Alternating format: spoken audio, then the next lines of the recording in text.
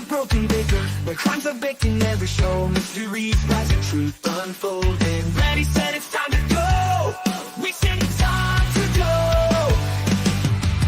Listen clues, battering news, mix the story, solving the lies. In this kitchen, secrets are broken, with a spark in our eyes. In the broken baker's kitchen, the secrets crumble like sunrise. We'll sift the clues to find the news, with a spark in our eyes. The broken rise. Broken rise.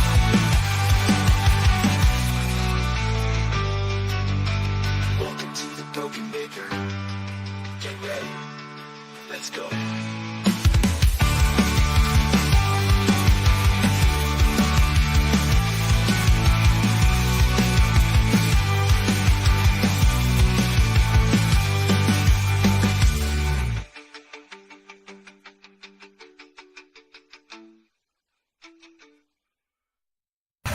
I'm Jimmy. How y'all doing? Hello, everyone. Welcome back. Hopefully, maybe the internet gods are with us this time, and we don't have all these dropouts, so I can go back and cover the Carly Gregg in the afternoon as well. But while I was kicking my router and pulling all the strings behind the scene, the Diddy, PD, Love, whatever names he goes by, was taken into custody this morning. They had a press conference, and because I have my wonderful behind-the-scenes snoops, I also have the USDA letter to the Melanie was also awful. Yeah, it's probably most likely StreamYards that has problems. That's why. So I hope it's fixed now. But P. Diddy was taken into custody. People asked me back, I believe it was in February, he was arrested to begin with, and asked if I would cover it. I said, whenever anything is on paper, I'll talk about it, because you know me, I want it written by something official, and then I'll talk about it. I don't just go on. I'm not TMC. But we had a press conference this morning by the USDA out of New York. And let's see what they are saying. It's a short one. Morning, everyone. My name is Damian Williams, and I'm the U.S. Attorney here in the Southern District of New York. Today, I'm announcing the unsealing of a 3-count indictment, charging Sean Combs with racketeering conspiracy, sex trafficking, interstate transportation for prostitution. The indictment alleges that between at least 2008 and the present, Combs abused, threatened, and coerced victims to fulfill his sexual desires, protect his reputation, and conceal his conduct.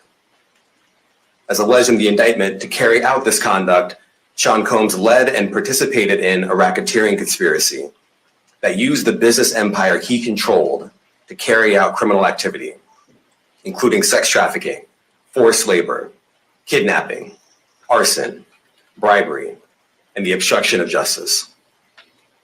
Let me say a little bit more about the charges. The indictment alleges that Combs abused and exploited women and other people for years. Let's just say we are not going to get into all of the funny parts with this guy, but we will read it later. And in a variety of ways. As alleged, Combs used force, threats of force, and coercion to cause victims to engage in extended sexual performances with male commercial sex workers, some of whom he transported or caused to be transported over state lines. Combs allegedly planned and controlled the sex performances, which he called freak-offs, and he often electronically recorded them. The freak-offs sometimes lasted days at a time, involved multiple commercial sex workers, and often involved a variety of narcotics, such as ketamine, ecstasy, and GHB, which Combs distributed to the victims to keep them obedient and compliant. As alleged, when Combs didn't get his way, he was violent, and he subjected victims to physical, emotional, and verbal abuse so that they would participate in the freak-offs, and that Combs hit, kicked, threw objects at, and dragged victims, at times by their hair. On one occasion in March of 2016, that conduct was captured on video and later reported in the media. Specifically, Combs kicked, dragged, and threw a vase at a victim in a Los Angeles hotel when the victim was attempting to flee. As alleged, these assaults often resulted in injuries to the victims, which took days or weeks to heal. In addition to the violence, the indictment alleges that Combs threatened and coerced victims to get them to participate in the freak-offs. He used the embarrassing and sensitive recordings he made of the freak-offs as collateral against the victims. And the indictment alleges that he maintained control over the victims in several ways, including by giving them drugs, by giving and threatening to take away financial support or housing, by promising them career opportunities, by monitoring their whereabouts, and even by dictating their physical appearance. Because of all of this, the indictment alleges that the victims did not believe they could refuse Combs without risking their security or facing more abuse. The indictment also alleges other acts of violence undertaken by Combs and others, including violence against witnesses to his abuse, kidnapping, and arson. The indictment alleges that on more than one occasion, Combs carried or brandished firearms to intimidate and threaten victims and witnesses. Now, Combs did not do this all on his own. As I mentioned, Combs has been charged with RICO conspiracy. He used his business and employees of that business and other close associates to get his way. Those individuals allegedly included high-ranking supervisors in the business, personal assistants, security staff, and household staff. The indictment alleges that those individuals facilitated the freak-offs. They booked the hotel rooms and stocked them with the supplies, including drugs, baby oil, personal lubricant, extra linens, and lighting. When the hotel rooms got damaged, I'm sorry. I know it's not a laughing matter, but again, when I read through that they had searched his house and found 1,000 bottles of baby oil. Oh, I wish I was rich like that. they helped clean it up. They arranged for victims and commercial sex workers to travel for the freak-offs, and they delivered large quantities of cash to Combs to pay for the commercial sex workers. The indictment also alleges that they helped Combs cover up his crimes.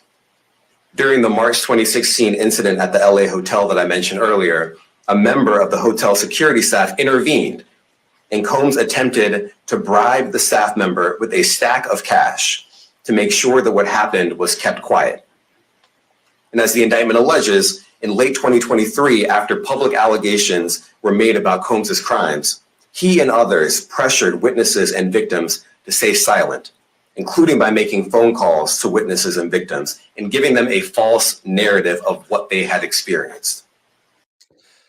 Money makes the world go round, world go round, world go round. Money makes the world go round all the way.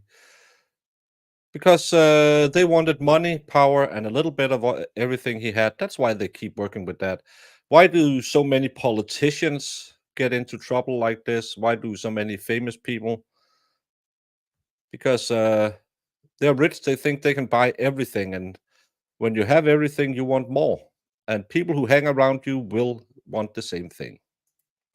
And as alleged, Combs used others to help conceal his abuse by monitoring and preventing victims from leaving a location in order to hide their injuries, or by locating and contacting a victim who had attempted to flee. As part of this investigation, in March of this year, special agents from HSI executed search warrants at Combs's residences in Miami and Los Angeles. They also executed a warrant for Combs's electronic devices. During those searches, agents seized evidence of the crimes charged in this indictment. They seized firearms and ammunition, including 3 defaced AR-15s and a large capacity drum magazine. They also seized evidence of the freak-offs, electronic devices that contain images and videos of the freak-offs with multiple victims. And they seized cases and cases of the kinds of personal lubricant and baby oil that Combs' staff allegedly used to stock hotel rooms for the freak-offs, more than 1,000 bottles altogether. Here are some of the items that we recovered during the searches.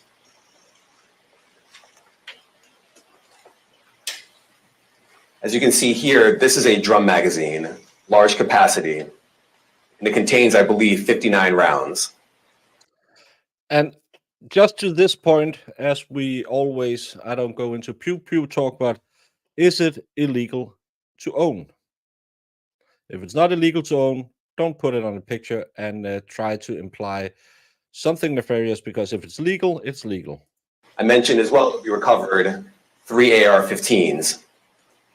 This is a close-up shot of one of the AR-15s, and you can see right here, the serial number has been thoroughly defaced. That part is very illegal.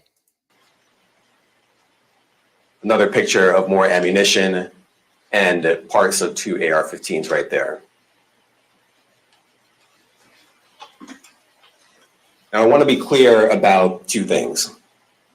First, this office is determined to investigate and prosecute anyone who engages in sex trafficking, no matter how powerful or wealthy or famous you may be. I will read to you what a freak-off is, and then you will agree it's a pretty good name for it. No one should doubt our commitment on that. A year ago, Sean Combs stood in Times Square and was handed a key to New York City. Today, he's been indicted and will face justice in the Southern District of New York. Second, we are not done. Hola. This investigation is ongoing, and I encourage anyone with information about this case to come forward and to do it quickly. Oh, not Ola. Anyone with information can call 1-877-4HSI-TIP. I want to express my deep appreciation for the victims and witnesses who have used their voices and helped bring this criminal conduct to light. We would not be here without them. I also want to thank the dedicated case agents on the HSI Trafficking in Person Squad in New York. They have been with us since day one and have worked tirelessly on this investigation. They will continue to be invaluable partners to us. I also want to thank the incredible agents and analysts from SDNY who have also provided tremendous assistance on this case. I'm deeply grateful for their continued work. And finally, I want to thank the outstanding career prosecutors from SDNY who are handling this case. Meredith Foster, Emily Johnson, Chrissy Slavic, Madison Smizer, and Mitzi Steiner, and their supervisors, Jamie Backleiter and Jacqueline Kelly. They are members of the Civil Rights Unit in our criminal division. We created the Civil Rights Unit when I became U.S. Attorney. I'm deeply proud of their work on this and so many other cases. I'll now take some questions. Eric Katursky, ABC. She is very pregnant. Damien, thanks. The indictment describes aggressive, open, violent, hedonistic abuse that you say was recurrent and widely known. Why did it take law enforcement so long to intervene? How many women were victimized by Sean Combs, and how many others were involved? Look, our investigation is ongoing. We are committed to bringing justice to everyone who's been victimized by the defendant. I can't tell you why it took so long. I think the better focus is on the fact that we are here today. And we are committed to making sure that justice is done. Next question. Thank you. Julia Ainsley, NBC. Thank you for doing this. You said we are not done and that Combs did not do this alone. Do you foresee that there could be other charges related to this case? I'm not taking anything off the table. Janet Fisher, Newsday. What's the difference between the sex trafficking and promoting travel for the purpose of prostitution? Well, there are different crimes with different elements. I don't think we should get into the nitty-gritty of the legal discussion right now, but the sex trafficking, we believe, they're all serious offenses, but the sex trafficking conduct carries some significant penalties, and we are gratified that we were able to bring that charge. One more coercive than the other?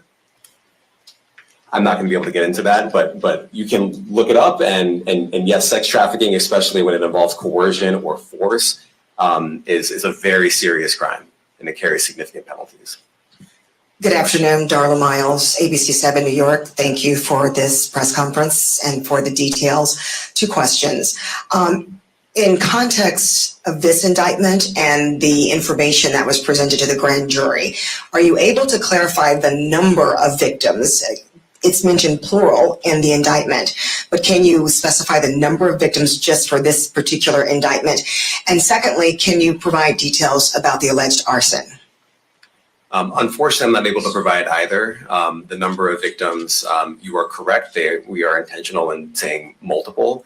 The details of the arson incident are limited to what we have in the indictment and also the detention letter that we filed, which contains more details than the indictment does at various points. But we don't have anything more beyond that. Next question. Lynn Tran, CNN. Are any of his accomplices or associates under investigation? Yeah, there have been multiple civil suits against him from, I believe, only women so far, but multiple.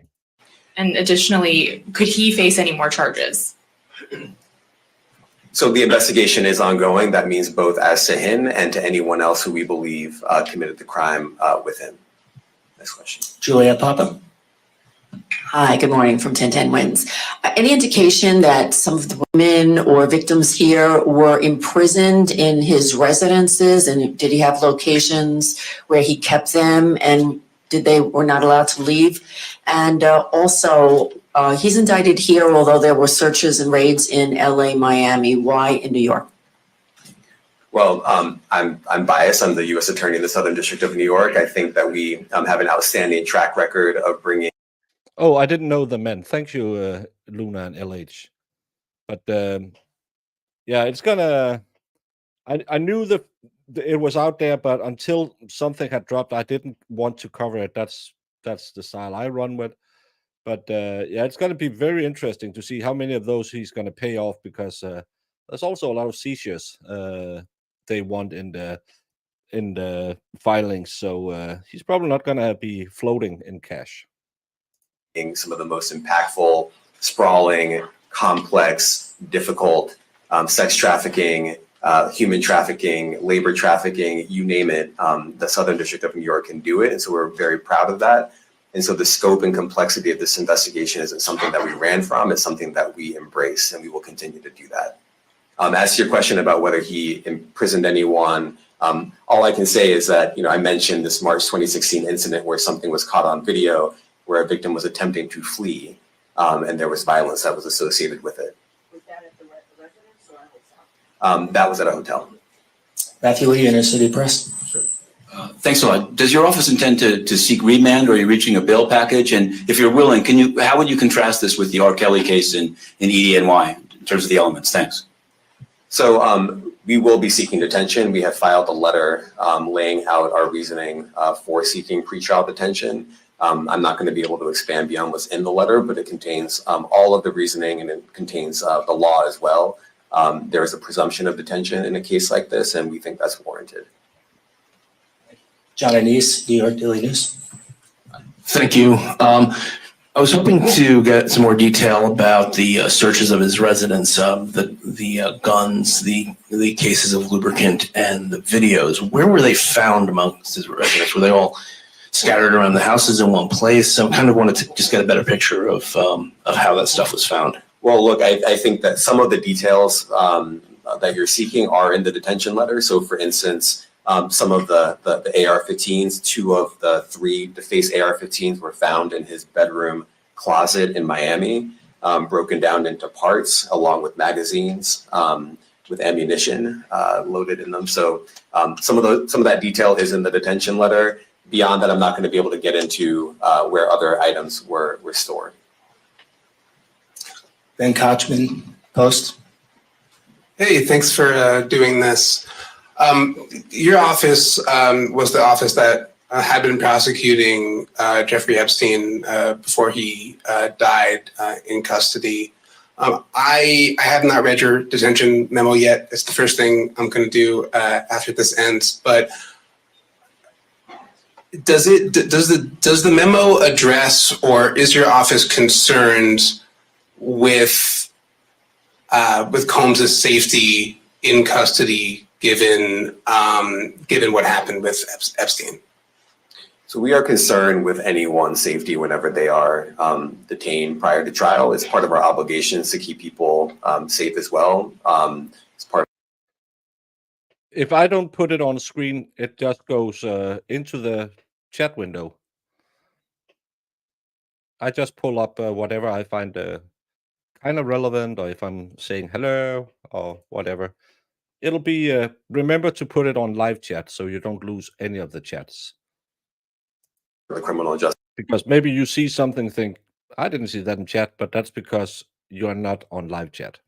System. So, but I do not draw any sort of connection between Jeffrey Epstein's suicide and what may or may not happen to any other defendant while they are detained pre-trial. And of course, the decision whether to detain the defendant will be up to a judge. Our position is that pretrial detention is warranted under the law and based on the facts of this case.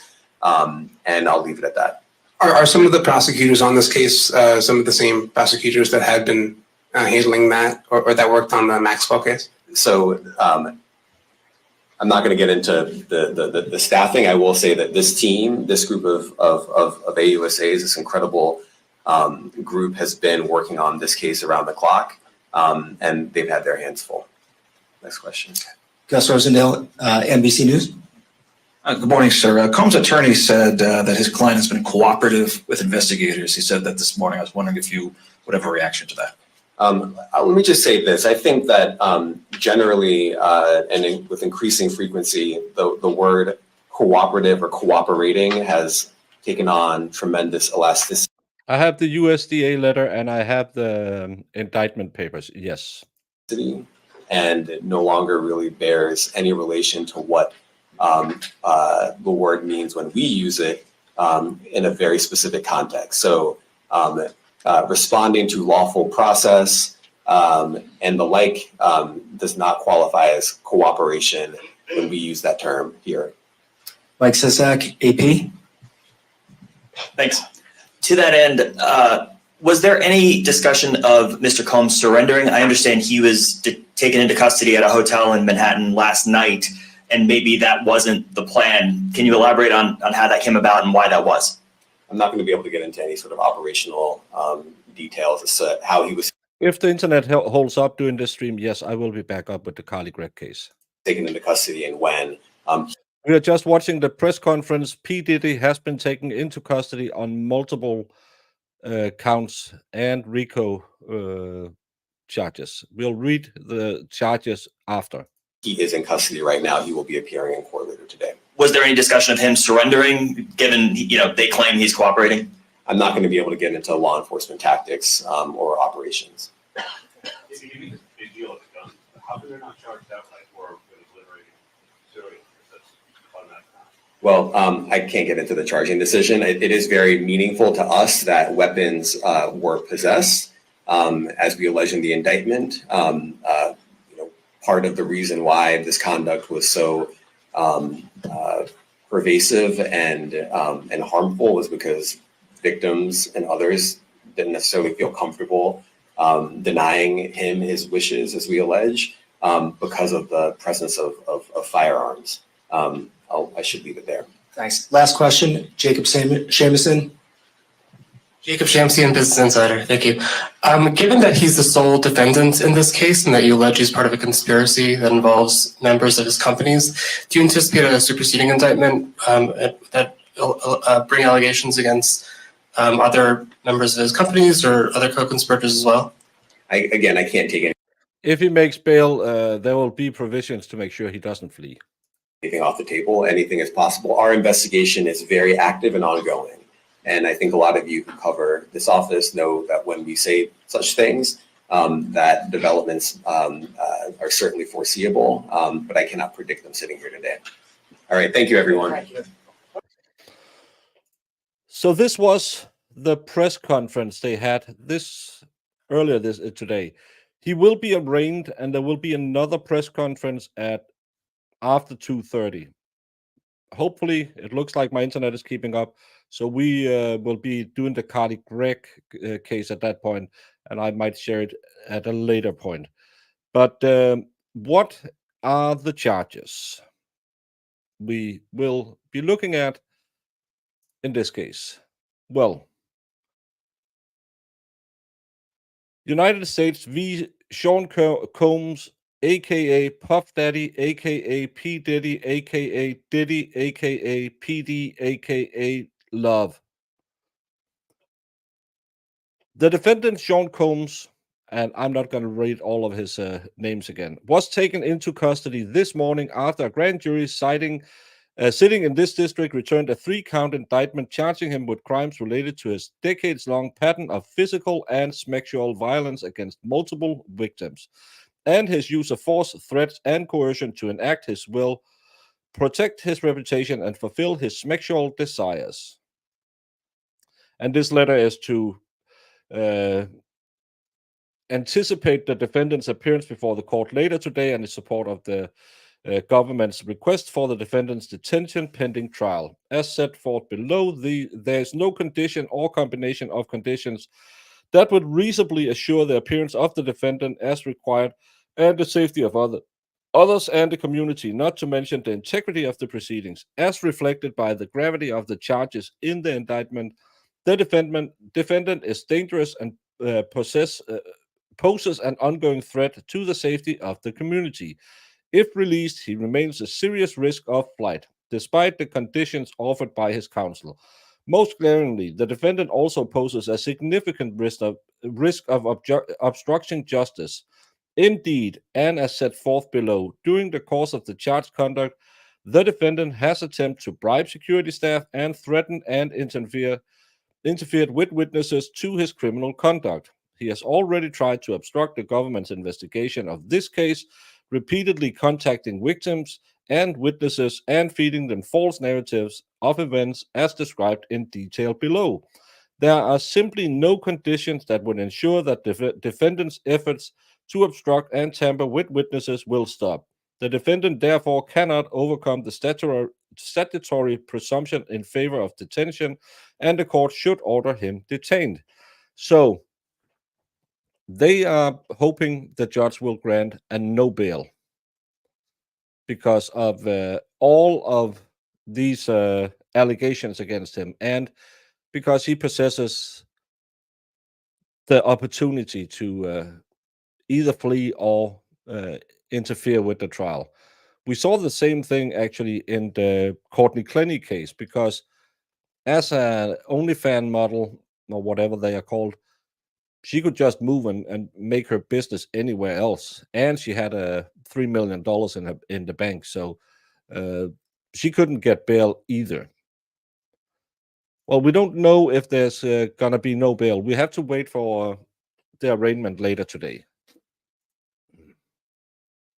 Hey, Sully. He could buy a country and move to it. Well, probably not after this case. But the background is September 17th, an indictment returned by a federal grand jury was unsealed, charging the defendant with racketeering conspiracy from in and about 2008 through on or about the date of the indictment, in violations of 18 USC, sex trafficking from in and about 2009 through in and about 2018, in violation of 18 USC 1591, and count two, and interstate transportation to engage in prostitution from in and about 2009 through in and about 2024, in violation of 18 USC 2421 and count 3. In plain English, the charges are racketeering conspiracy, sex trafficking of children, and transportation for prostitution. Pulled from PACER summary. I don't know what PACER summary is, but I trust Jess. Thank you, Jess. and I'm calling it suggest today. Combs' use of violence, threats, and coercion. And I'm in big English. Yes, then I can read it on this screen. Since at least 2008, the defendant and other members and associates of the racketeering enterprise alleged in the indictment, the enterprise, which includes the defendant's multifaceted business empire, the Combs business, wielded the power and prestige of the defendant's reputation as a musician and entrepreneur and figure in the entertainment industry to commit federal crimes, including racketeering, sex trafficking, and other offenses. As charged in the indictment, many of those crimes involved the sexual abuse and exploitation of women and other crimes of violence. Sex trafficking and abuse. Using the power and prestige of the enterprise, the defendant lured female victims into the defendant's orbit, often under the pretense of a romantic relationship. The defendant then used force, threats of force, and coercion to cause those female victims to engage in sexual activity, which included frequent sex acts with male commercial sex workers that the defendant referred to as freak-offs. Freak-offs were elaborate sex performances that the defendant arranged, directed, and, can I say masturbated? Probably can't. Doing and often electronically recorded. Freak-offs occurred regularly from at least in and around 2009 through this year. Sometimes lasted multiple days and frequently involved multiple sex workers. The defendant arranged freak-offs with the assistance of members and associates of the enterprise, including employees of his business, and the hotel rooms where they were stayed often sustained significant damage. For example, in approximately 2012 in Manhattan, the defendant paid over $46,000 to cover damages to a penthouse hotel room following a freak-off. Yeah, I haven't seen anything with the youngsters either in this indictment. So I don't know. And again, yes, he has 1,000 bottles of baby oil. The defendant ensured the victims would participate in freak-offs through coercion and violence. For instance, the defendant provided controlled substances, including ketamine, ecstasy, and GHB to female victims so they could and would continue to engage in freak-offs, despite fatigue, physical and emotional exhaustion, and pain. Additionally, both during freak-off and separate from freak-off, the defendant subjected female victims to physical, emotional, and verbal abuse, in part to cause them to engage in freak-offs. The defendant hit, kicked, threw objects at, and dragged female victims, sometimes by their hair. At least a dozen witnesses will confirm that they personally observed the defendant's violence towards women and/or the injuries sustained by women at the defendant's. One incident of physical abuse occurred when a female victim was attempting to leave the hotel following a March 2016 freak-off. This abuse was captured on video surveillance and publicly reported in May 2024. The defendant assaults often resulted in serious injuries to the victims that took days or weeks to heal. The defendant also coerced victims into participating in freak-offs by controlling their careers, finances, livelihood, and/or housing, among other aspects of their lives, or by threatening to disseminate recordings of freak-offs. The defendant used his considerable wealth and influence to make victims rely on him financially, for example, by paying for their rent or their cars, or by offering them career opportunities. Once he provided his support, the defendant repeatedly threatened to take it away to ensure the victim's compliance with his demands, including their participation in freak-offs. Indeed, victims believed that they could not refuse the defendant's demands that they engaged in freak-offs without risking their financial security or career prospects, or without repercussions in the form of physical or emotional abuse. Reading that, especially the part about their career prospects. How many female stars have P. Diddy brought up?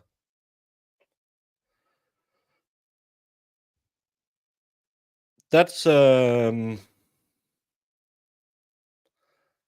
could be interesting to see who are the famous women who came out of the P. Diddy stable. How many of those have well, I'm going to lose my career, so I'll better do this. That's interesting. Other violence. In addition to the defendant's physical, sexual, and emotional abuse of his romantic partners, the defendant repeatedly engaged in acts of violence directed towards his employees and others. As charged in the indictment, the defendant, often assisted by members and associates of the enterprise, engaged in kidnapping, arson, and physical violence, such as throwing objects at people, throwing people to the ground, and hitting, dragging, choking, and shoving other. Numerous witnesses, including the defendant's employees and other, observed or experienced violence from the defendant firsthand and sustained lasting trauma as a result. Yeah. A lot of girls. Yeah.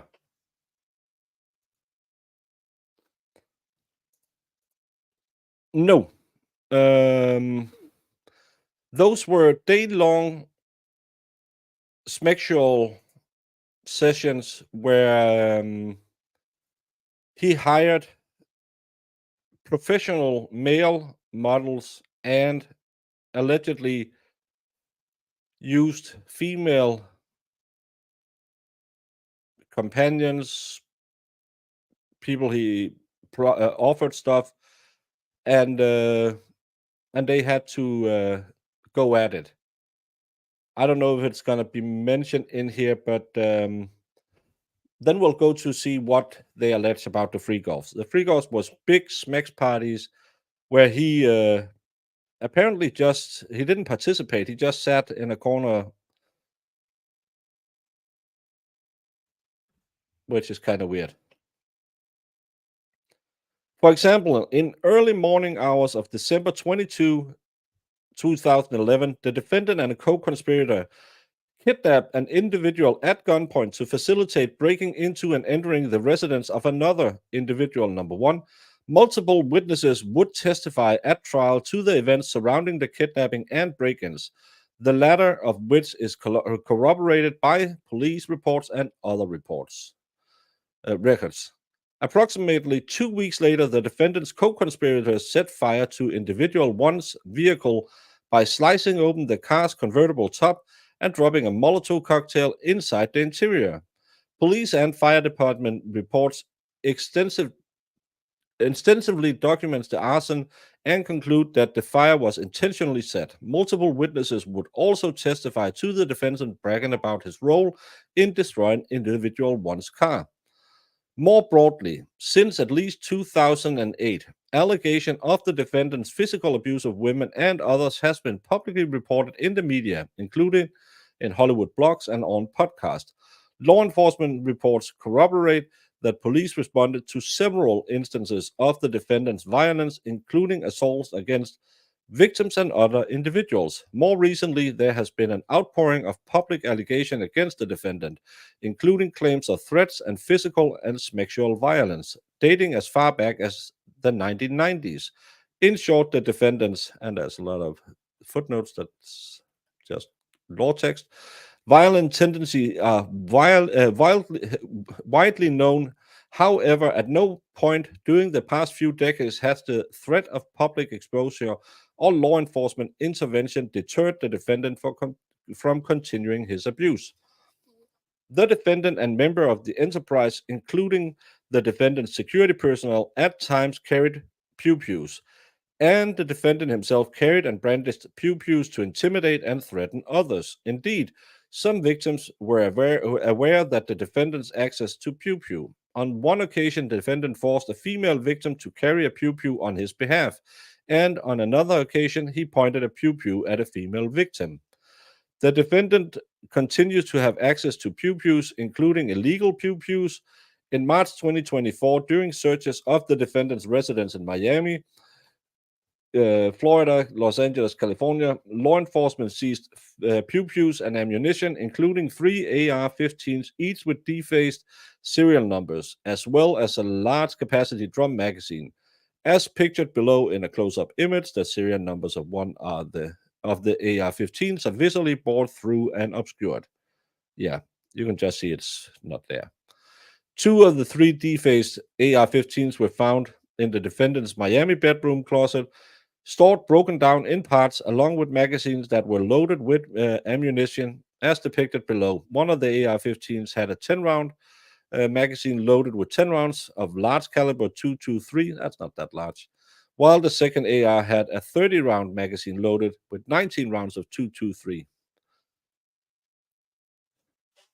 A large capacity drum magazine loaded with 59 rounds of 223 was seized from the defendant's Los Angeles residence as depicted below. I believe you're not allowed to have high capacity in California, but I don't know.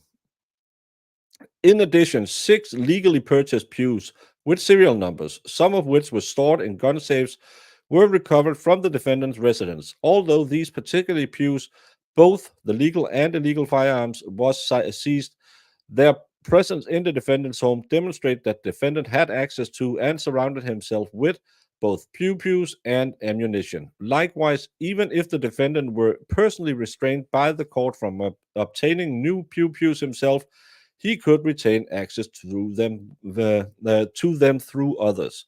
In sum, the defendant's regular use of violence and threats of violence, as well as the coercion described above against the victims and others, fostered a culture of fear in which these individuals believed they were unable to reject the defendant's demands without subjecting themselves to physical violence and other abuse.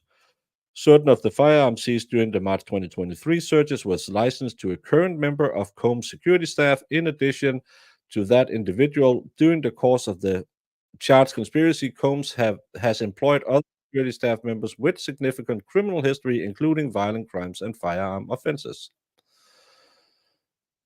Let's talk a little bit about what these freakouts are. Just have to find it in the other documents, just to talk about what oh,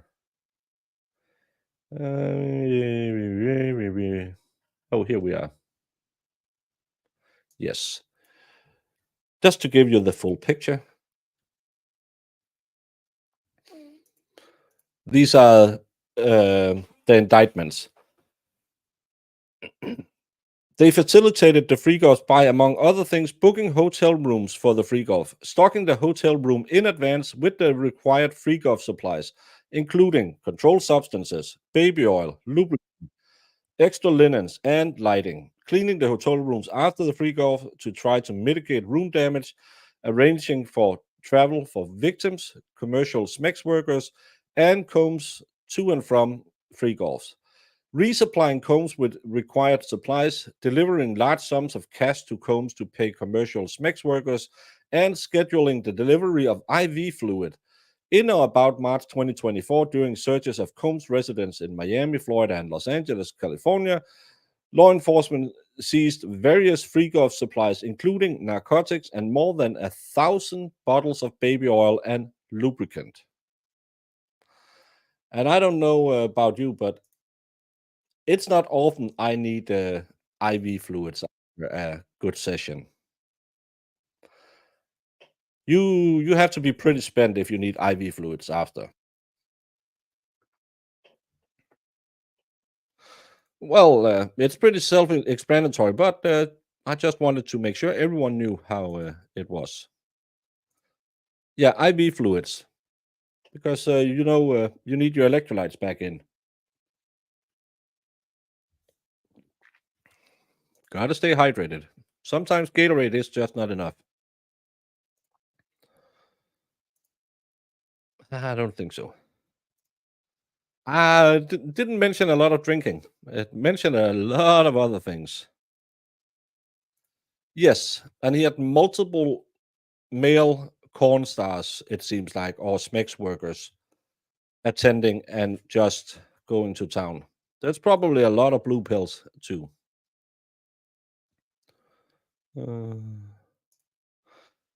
Thank you so much, Defense Rest. I just looked at 50. What?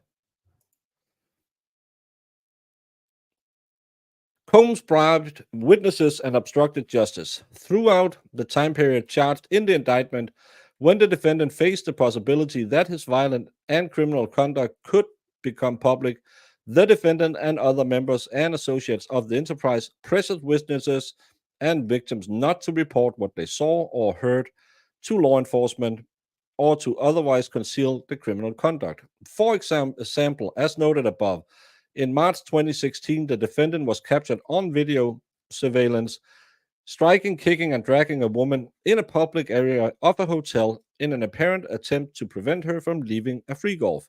When a member of hotel security staff intervened, the defendant attempted to offer the hotel security officer a stack of cash to ensure his silence. After the security guard refused the defendant's bribe, and after coordination between the defendant and his employees, the defendant's staff contacted other members of hotel security. At the same time, staff members were in close communication with the victim of the assault as well, all in an effort to cover up the defendant's assault and to prevent the incident from becoming public. Within days of the incident, the surveillance video disappeared from the hotel server. Isn't that amazing? Similarly, throughout the period charged in the indictment, members and associates of the enterprise have reached out to multiple victims on behalf of the defendant to convince them not to report the defendant's abuse. Most recently, in late 2023, immediately following public allegations of certain of the defendant's crimes, including his physical and sexual abuse of women. The defendant and other members of the enterprise made repeated phone calls to victims and witnesses, during which they provided victims and witnesses with false narratives of events in an apparent effort to conceal the defendant's crimes. On at least 2 occasions, the defendant recorded those calls on a co-conspirator's phone, thereby attempting to obscure his involvement in the obstruction. Everyone listening right now, send Baker $2 so he has to keep getting up. Why? No, don't send me anything. Thank you, Dave.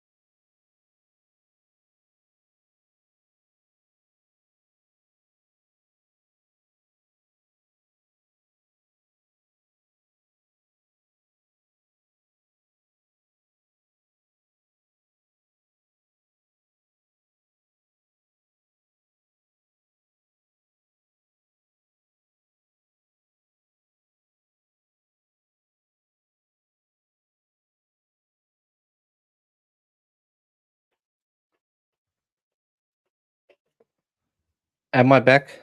I hope I'm back. Well, guess who's not streaming the afternoon in the Carly Gregg case? Because it seems like StreamYard is still acting up. That's kind of annoying. I'll go. I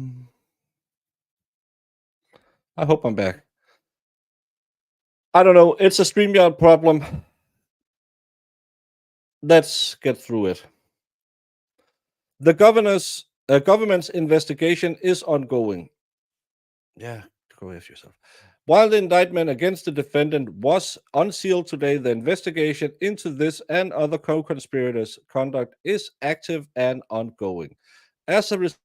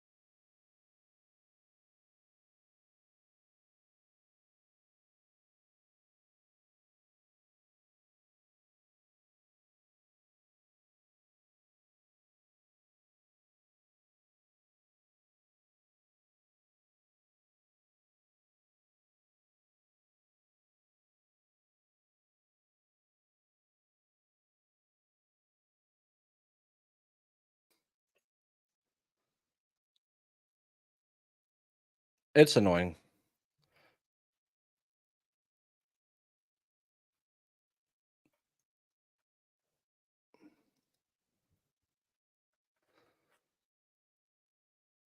Nope, it's gonna glitch out again. I'm gonna send away. I'm sorry, I can't do with this shit. I don't know if the defense rest and alternate juror are going back to do the afternoon stream. I'll have to start early tomorrow. I have to figure something out. I'm sorry, everyone. This is crap. Ola, StreamYard, apparently other people have the same problem. I just hate it when I can't do a proper stream. Thank you for the better internet contribution, and thank you for doing what you are told, Defense Rest. I'll have to contact StreamYard again. I'm sorry, everyone. I'll have to figure out what to do. Sorry, but we went through all the charges. A lot of sexual. Well, I'm gonna take a wild guess and hope this hold up for a little bit, and then we can do that. To the extent of the court have additional questions about the charged offenders, conduct of, or any other information set forth here, the government is prepared to proffer additional information. And then we have all the law that they are going to use. And discussion. For the reason set forth below, the defendant poses a significant danger to the community, both in terms of physical violence and obstructive conduct, as well as the risk of flight. This is especially true given the nature of the criminal conduct and the strong weight of the evidence. The defendant therefore cannot overcome the statutory presumption in favor of detention in this case. Dangerousness. The defendant is charged with serious and violent crimes.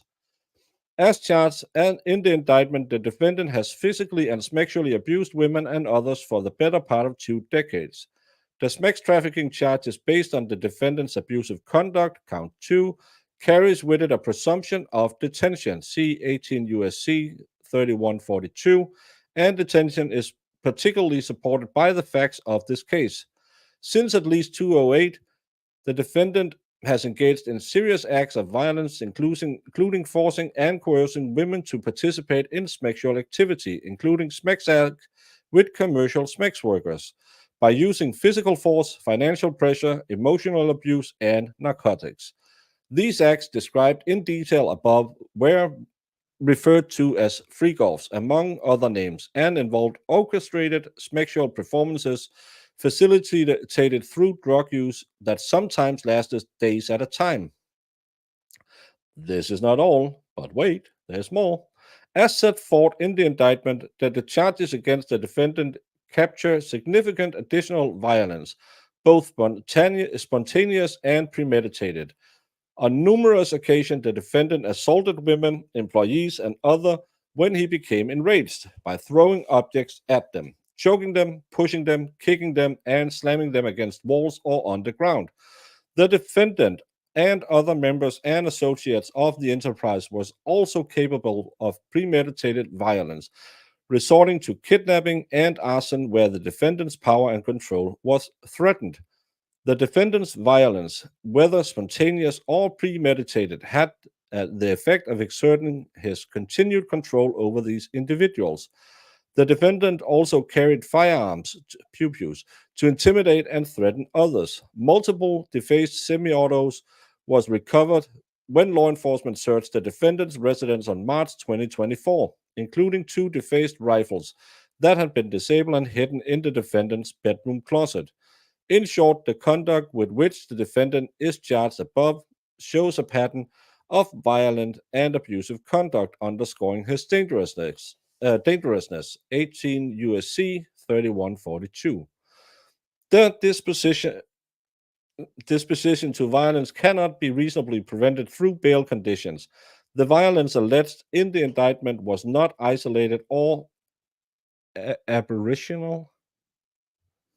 It was systemic and pervasive. The defendant abused women with whom he was in personal relationship. Employees witnessed witnesses to his crimes and others. As described above, the defendant had sexually, physically, and emotionally abused long-term romantic partners for decades, including by forcing them to engage in free-golfs. The defendant has abused countless others in his orbit, and in particular women, without regard for consequences. Indeed, the defendant's abuse of women long predates the conduct charged in the indictment. To date, at least 5 women has publicly accused the defendant of violent sexual assault dating back to the 90s. Moreover, the defendant's violence and abuse often occurred behind closed doors, including in his homes, hotels where he was staying, and other private settings. He has assaulted victims, employees, and others, and even brandished a pew-pew at a victim in his homes. The alleged sex trafficking similarly took place in private settings, not easily monitored. Indeed, in addition to engaging in free golfs at hotels, the defendant has at times organized free golfs at his home or at the homes of his female victims. This is precisely the kind of violence that even strict conditions such as a home incarceration cannot prevent.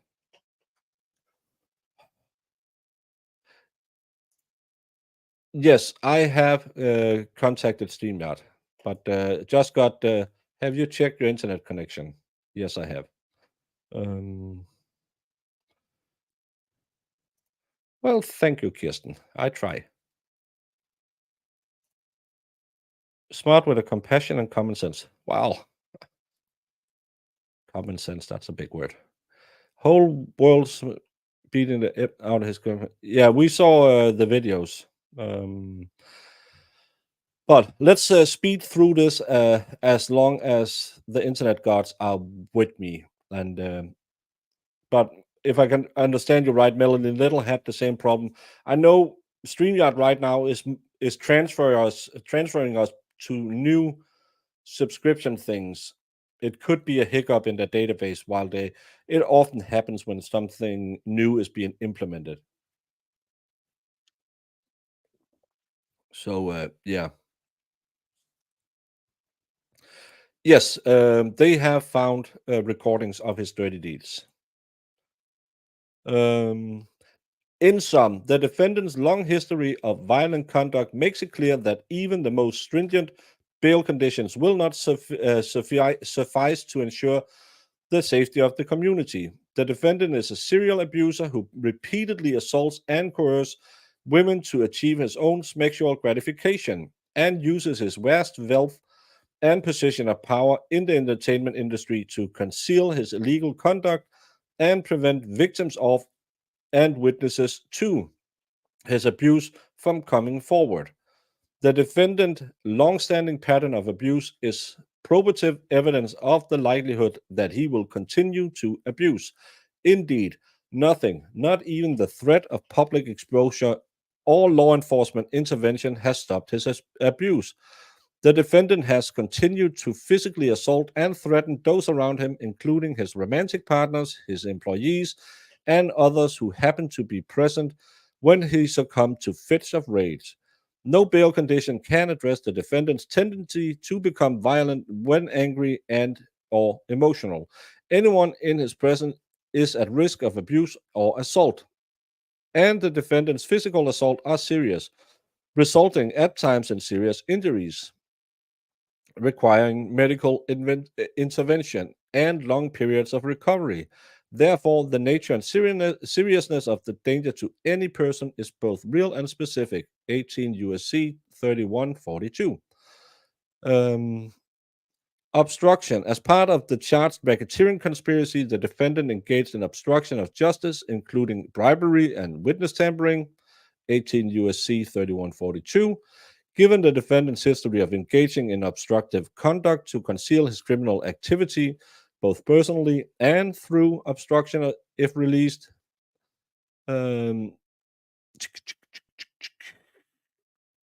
as detailed in the indictment, following a free golf in March 2016, the defendant attempted to bribe hotel security staff to prevent hotel security from publicly disclosing and or reporting to law enforcement his vicious attacks on a woman attempting to leave a free golf. The defendant's effort to disclaim responsibility for that attack continued until earlier this year. A civil lawsuit was filed on or about November 16, 2023, alleging years of sexual, emotional, verbal, and physical abuse by the defendant, including allegations described in the March 2016 incident. Following the filing of the lawsuit, the defendant stated in no uncertain terms, "Let me be absolutely clear. I did not do any of the awful things being alleged." Through counsel, the defendant vehemently denied that these are offensive and outrageous allegations, describing complaint as riddled with baseless and outrageous lies. It was not until the video surveillance footage of the defendant's attack was leaked to the media months later that the defendant was forced to admit that he had, in fact, perpetrated the disgusting attack. Clearly, the defendant is willing to deflect, minimize, and lie, and induce others to do so on his behalf to avoid taking responsibility for his own action. Huh. That's a lot of words. Kanye is pretty sick too. Actually, I always thought him to be a sicker, but not now, I suppose. Well, let's wait and see what gets swept up in this.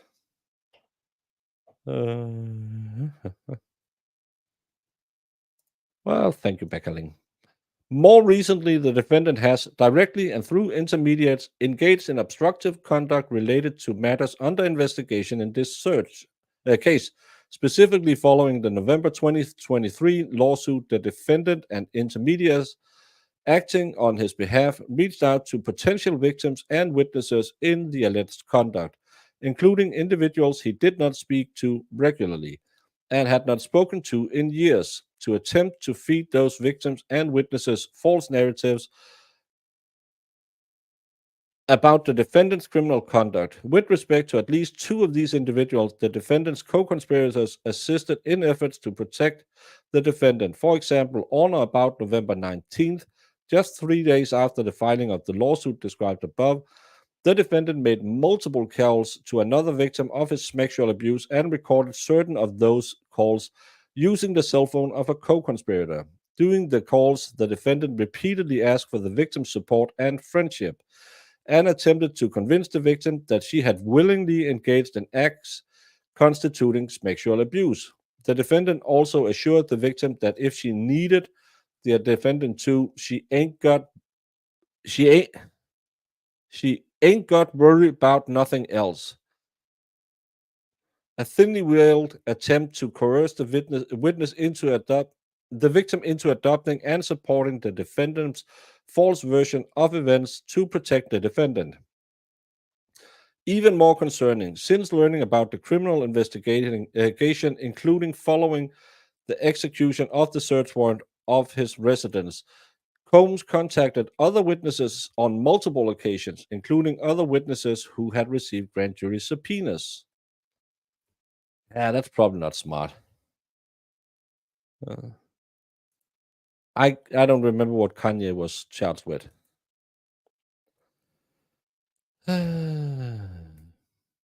Well, it's just rich people doing stupid stuff. You see it all the time.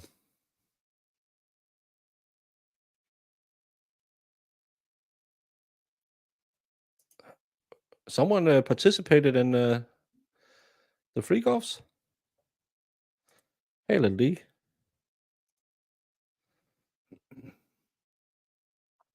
The defendant's recent conduct is similar to that in United States v. LaFontaine, in which the Second Circuit affirmed the district court's revocation of pretrial release after the defendant in that case engaged in witness tampering. Specifically, the witness who was charged with multiple counts of fraud in connection with providing false claims to medical insurers called a witness to remind the witness that a particular patient had received surgeries that the patient had not, in fact, received. The Second Circuit affirmed the district court's finding that there was no condition or combination of conditions that would assure the safety of the community given the defendant's witness tampering, despite the fact that the defendant's tampering did not include actual violence or threats of violence. Again, it's just an argument to keep him out of prison. Here, the defendant's conduct goes beyond that of Lafontaine. Court found sufficient to revoke bail. Even before being charged with a crime, the defendant has taken numerous proactive steps to tamper with potential witnesses' testimony against him. The government is aware through electronic evidence, toll records, conversation with witnesses, and other evidence that the defendant has contacted witnesses, including subpoenaed witnesses, prior to the dates on which these witnesses were required to appear before the grand jury. In addition, the defendant has recorded calls with at least one victim and provided, either directly or through intermediaries, false narratives of the events that transpired, so that those witnesses would adopt that false testimony. Moreover, the defendant's obstructive conduct is made even more alarming by the manner in which he carried it out to evade detection. In some instances, by having intermediates make calls on his behalf and recording certain calls on other individuals' devices. How is it hiding something if it's your call and you're recording it on someone else's phone? It's still your call. The electronic, that doesn't matter. These deliberate actions show that the defendant was aware that what he was doing was obstructive, and that his aim was to evade detection. Even the most stringent conditions, including the monitoring of a court-authorized electronic device, would fail to ensure that the defendant would not engage in this kind of obstruction from his home, including by acting through intermediaries and using other devices. Given the defendant's history of obstruction, as well as the violent nature of the charges against the defendant cannot overcome the presumption that no condition or combination of conditions can assure the safety of the community. Risk of flight. As detailed below, the evidence in this case is incredibly powerful, as the facts set forth in the indictment and herein made plain, USC 183142, 18 USC 3142. Dozens of victims and witnesses have provided detailed, credible, and corroborated information against the defendant. These individuals include many who personally experienced and witnessed violence and other crimes at the hand of the defendant. Moreover, their accounts are well corroborated by significant extrinsic evidence, including financial and billing records, travel records, electronic data, and communication, including extensive communication by and with the defendant himself. For example, victim testimony regarding Freegoff's is at times corroborated by other witness testimony, communication with the defendant and commercial SMEX workers, travel records, hotel records, videos of the Freegoff, and records reflecting or indicating payment. Similarly, a victim's physical abuse may be corroborated by, among other things, videos of the abuse, photographs of injuries, reports made to law enforcement, communications with the defendant and others, and testimony from other witnesses who saw or heard about the abuse. The vast and varied sources of evidence described in detail below will be compelling evidence of guilt and at any trial in this case. Thus, the serious risk of conviction provides further incentive for the defendant to flee prosecution. Whew.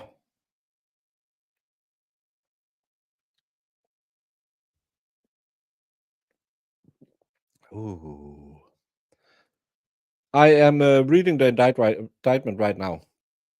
Well, I'm not reading the indictment. I'm reading the letter to the judge stating the indictments.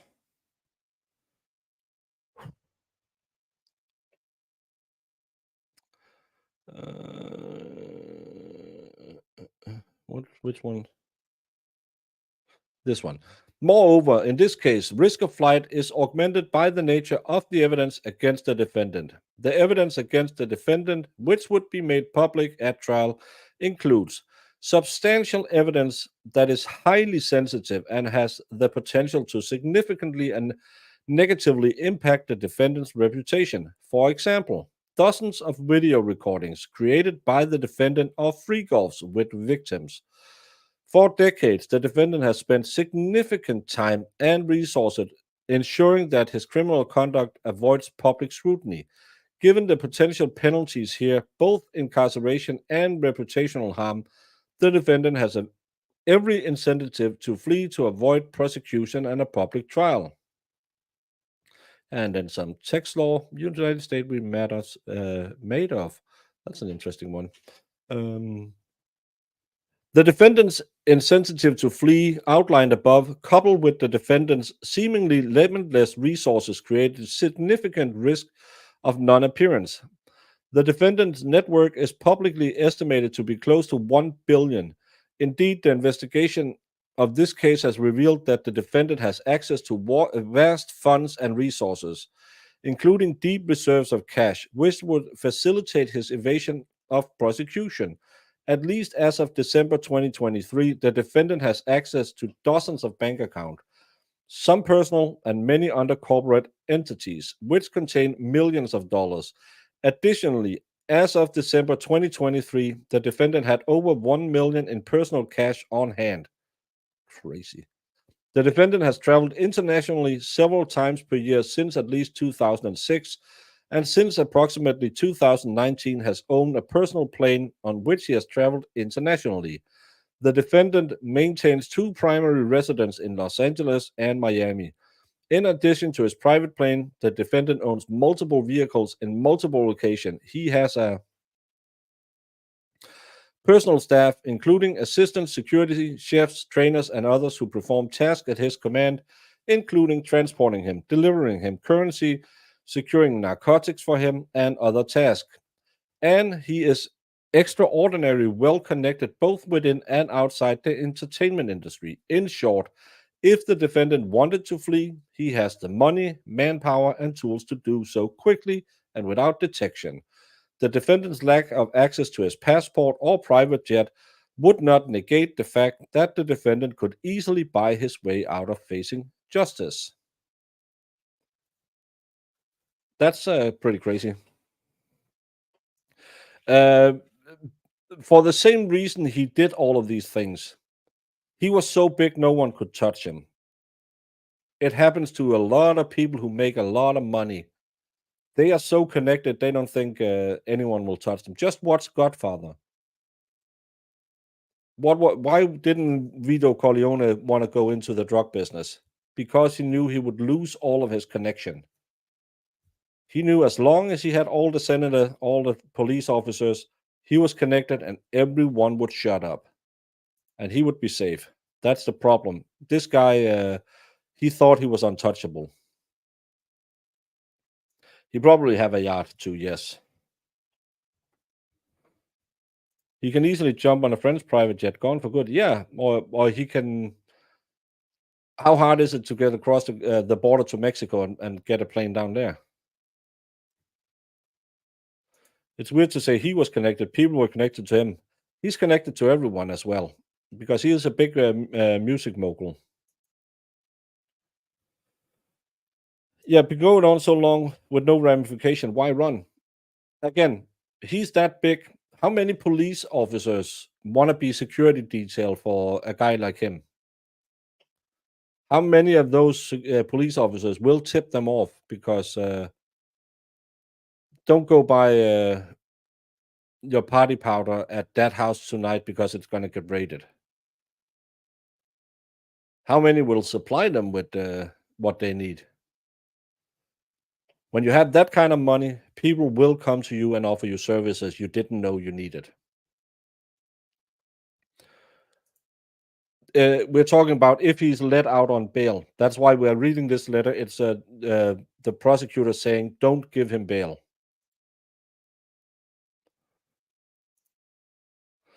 Well, all of them had that moral because, as you remember the meeting, they discussed that it wasn't allowed to be sold near schools. That went away fast. Well, How many rich people have friends? They have a lot of hangarounds.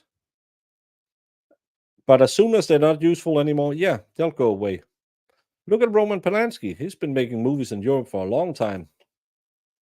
He still is very well connected in Hollywood. Everyone loves Roman Polanski, just not his victim.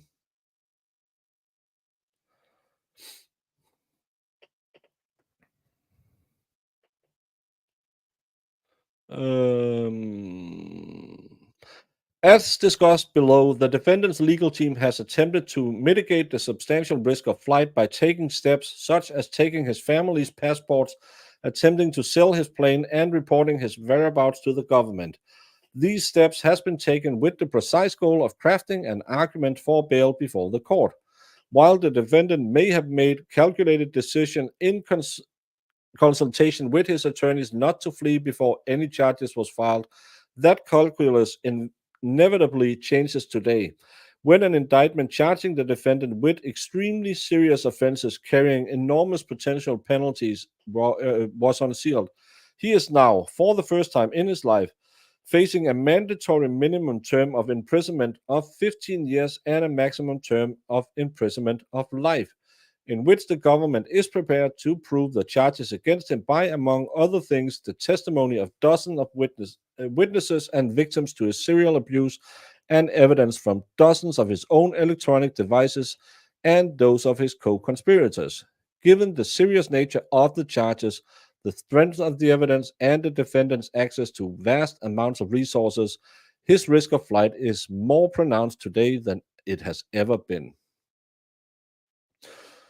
The weight of the evidence. In considering the danger and risk of flight presented by the defendant, the court is also required to consider the weight of the evidence against the defendant, 18 U.S.C. 3142. The defendant faces a strong and powerful case here, only magnifying the danger he could present to others, especially victims and witnesses ready to testify against him, and the risk he flees. The evidence in this case consists of a vast amount of victims and witness testimony, electronic evidence, physical evidence, and subpoena returns and other voluntary productions, amongst other things. As to witnesses, to date, the government has conducted interviews with over 50 victims and witnesses, many of whom saw or experienced the defendant's abuse. Many of these witnesses corroborate one another, and their accounts are similarly consistent with the other types of evidence discussed below. The government only expects that number to continue to grow, given that the investigation, which is now public, is ongoing. The electronic evidence is similarly vast. The government has sought and obtained numerous search warrants for such evidence. In addition to obtaining evidence voluntarily from certain victims and witnesses, setting aside devices seized in connection with the defendant's arrest, the government has obtained over 90 cell phones, laptops, and cloud storage accounts, as well as over 30 other electronic and storage devices, such as hard drives, thumb drives, cameras, and a surveillance system. This electronic data comes from the defendant himself, as well as the co-conspirators, victims, and witnesses, and chronicles much of the defendant's criminal activity as it occurs. The evidence also consists of physical evidence, which has seized pursuant to search warrants executed at the defendant's residence in Los Angeles and Miami, as well as on his person and the persons of certain co-conspirators. In addition to the pew-pews and electronic discussed above, the physical evidence also includes other evidence of free golfs, including over 1,000 bottles of baby oil and personal lubricants.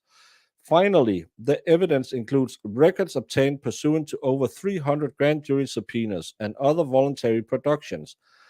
These materials come from over 100 entities and individuals, including communication providers, tech companies, social media companies, banks, and other financial institutions, airlines, hotels, car services, and other travel-related companies, escort services, and even the defendant's companies and wealth management firm. Together, the evidence, as well as other evidence gathered, powerfully demonstrates the defendant's guilt and counsel in favor of detention. For all the reasons set forth herein, there is no bail package that can reasonably assure the safety of others in this case, where the defendant has engaged in decades-long pattern of violence against women and others, and has used his wealth and power to ensure that his criminal conduct goes unpunished through manipulative and obstructive conduct. In particularly, the bail package proposed by defense counsel is insufficient because it fails to adequately protect others from the defendant's violence. Impose measures to prevent and detect obstruction or prevent the defendant from accessing his vast resources, including millions of dollars in cash, to evade prosecution or dissipating those assets to avoid financial penalties for his crime. Defense counsel has proposed certain bail conditions, including home detention with electronic monitoring and a $50 million bond secured by the defendant's Miami property. These conditions are plainly insufficient to address the legitimate concern set out above. In particular, given the defendant's history of engaging in obstructive conduct, the court must reject the insufficient conditions proposed by defense counsel, which do nothing to prevent and detect such conduct. And deter, maybe? For example, in United States v. Ferranti, a case in which the defendant was charged with witness tampering and were obstructing remained an ongoing concern. The Second Circuit reversed a district court's release of the defendants on bail conditions because the $1 million bond, which was to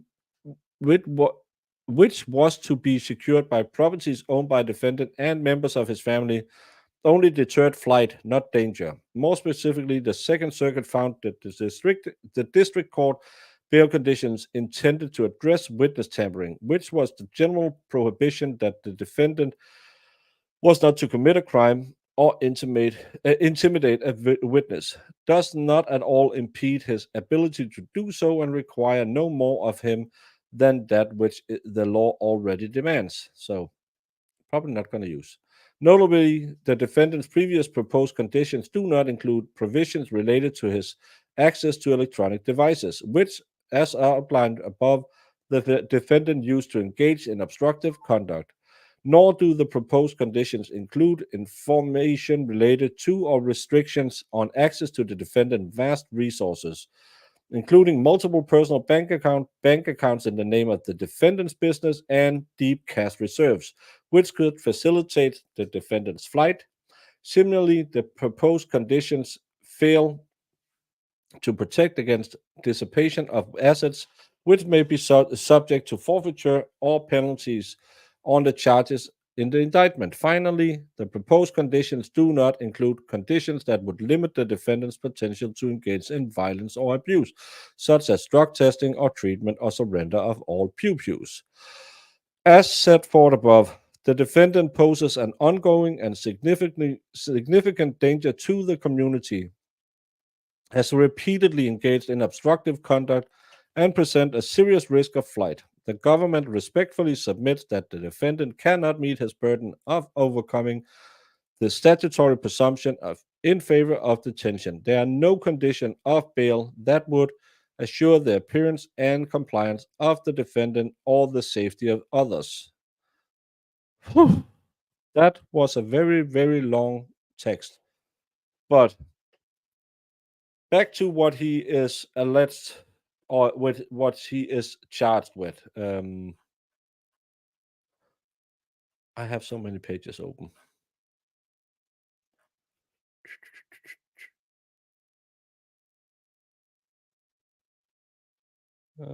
Give me the quick one. I need that. I don't care about the Combs Enterprise. I want the charges. Come on now. Be a good little paper. Well, sexual assault, racketeering, and the last one I can't remember now. Oh, transporting, trafficking, racketeering, and sexual abuse is so far what he is charged with. it's going to be very interesting to see how it's going to go.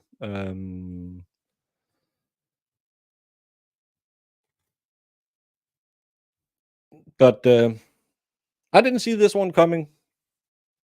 And I don't know. What do you think? I don't think those freak-offs sounded like something I can't quite understand. Why not participate if you're hiring all these people to do it for you? Why?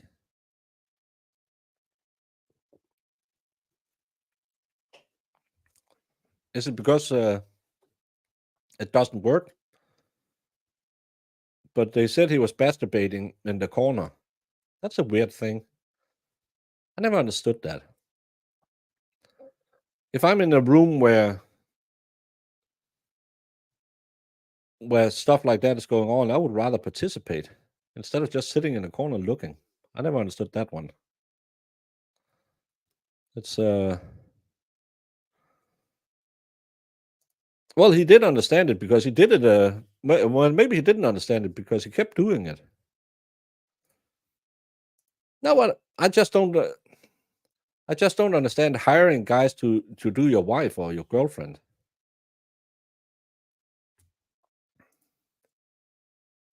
It's just weird. Yeah, maybe I'm just too vanilla.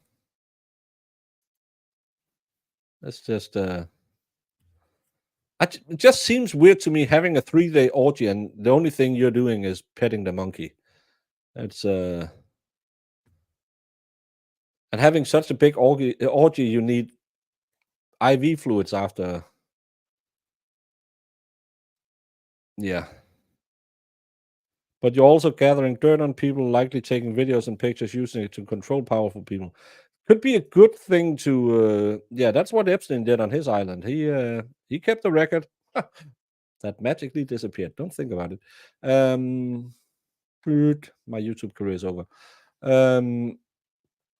It's probably more like that. And we know the participants in it at least were someone he promised a career. Did it say anywhere it was only female victims?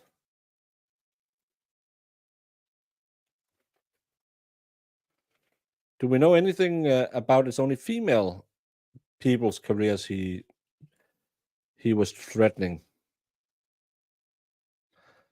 Because didn't he help a lot of young men get a career as well?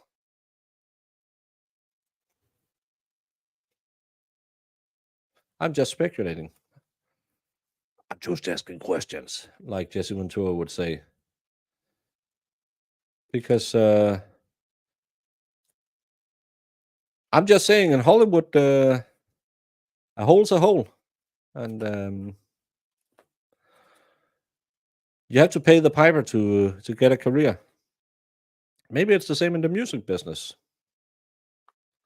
It's a lot of screwing going around to get ahead. To get ahead, you must give ahead.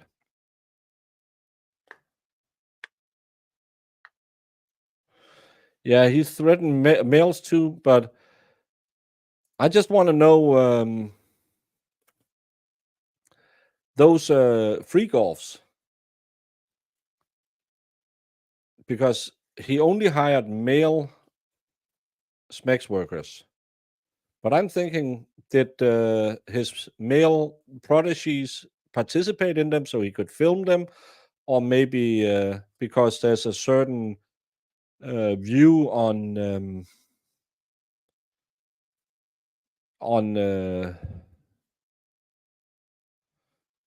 sodomites in the rap business, so he could get them on tape and make sure they stayed. We know how far Serge Knight did on Death Row Records, but what he would go to do to keep people connected. If you could have, again, I'm just wondering, a little of the on tape with someone who says, I want a new deal. And he's saying, yeah. Oh, by the way, TMZ is going to get this part in their mailbox tomorrow. Are you sure you want to fix your percentages, or Are we just staying on the same deal? It could ruin a career. I don't know.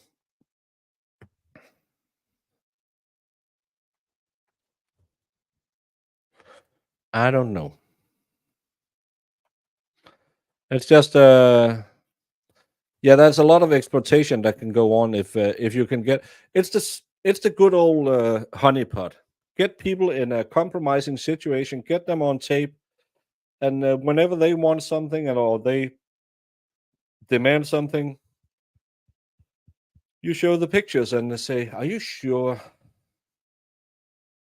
And again, if you have, I don't know, young music talent coming up, 18, 19, fill them up with a lot of the potions.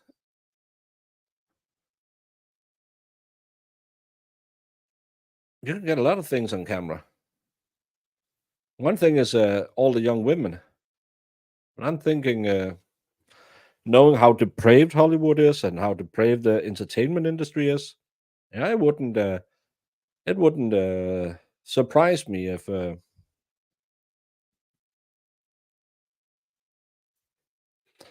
also happened for all the guys. He's been busted by his limo driver and he's talked openly about it. I don't watch TMZ. I'm just making stuff up. Well, we don't know. We just know one woman was mentioned because she's the one in 2016 who ran away from the room. So yeah. Yeah, and this is the big surprise that we always get when we read stuff like that. Oh, I thought he was such a good guy. Do you want to know how people become really, really, really bad people? Give them a shit ton of money. Because when you have money, you believe you have power. If you have money, you start believing that you are worth all the money you have. And you'll treat other people like dirt because they don't have money. You'll forget that you were sleeping in a 2-bedroom apartment with your 4 siblings and your mom and dad 20 years ago because now you're rich. All the other losers are just poor. That's why when I become a millionaire, I am not going to do the freak off parties. I'm going to do the week off parties instead. Well, everyone wanted to kiss the ring. Didn't he have, was it him who had that TV show back in the day where you became his personal assistant or something crap? Everyone, it's the same, everyone loved Trump until he became a politician. It's magic how people with money and influence, everyone loves them until they don't. The next 5 days, you will see everyone who have been good friends with P. Diddy saying, well, I always knew he was like that. Funny you didn't know it yesterday. Yeah, and they're surrounded by yes men. But that's the problem. The bigger you get, the more people are saying, oh, I can ride his coattails. I'll stick with that guy. So I must make him keep going. Look at some of those famous YouTubers who made millions of dollars. They run into all kinds of trouble as well because they start believing the hype. What's that weirdo who went to Japan and took those photos out in a forest? Kind of ruined his career for a bit because I'm not going to face any consequences. All my buddies think it's the best idea in the world. That's the problem. That's why when I become a millionaire, I will only surround me by yes men and one no man. I won't listen to that guy, but I would say I have a no man. But yeah, I don't know. Yeah, the whole fashion industry bowed to him in the 2000s. The music industry bowed to him. And then he went off. But it's just funny how when you have that much clout, you can do what the fuck you want. So yeah. Oh, I hope not Sue. But it is what it is. It's going to be interesting to see what comes of this. I don't know. We are just in the beginning, I think. I think it'll be worse before it get better for this guy. So yeah. And I'm gonna swing it and set up another stream for because I only had that one dropout. Let me see. I think they're back from break at 2:30 if they're not back already. I'm gonna try doing the afternoon and the Carly Gregg case. But thank you so much for watching this cultural news, which I don't cover much of. And remember, if you are wealthy, don't become an a-hole. Remember the little guy, because the ones you step on the way up is the same one you have to say hello to on the way down. And unless you are at a furry convention, you can pay people to step on you there. But hope the stream holds up. I'll try to set it up, and I'll see you over there. Have fun, everyone, if you don't come back. Oh.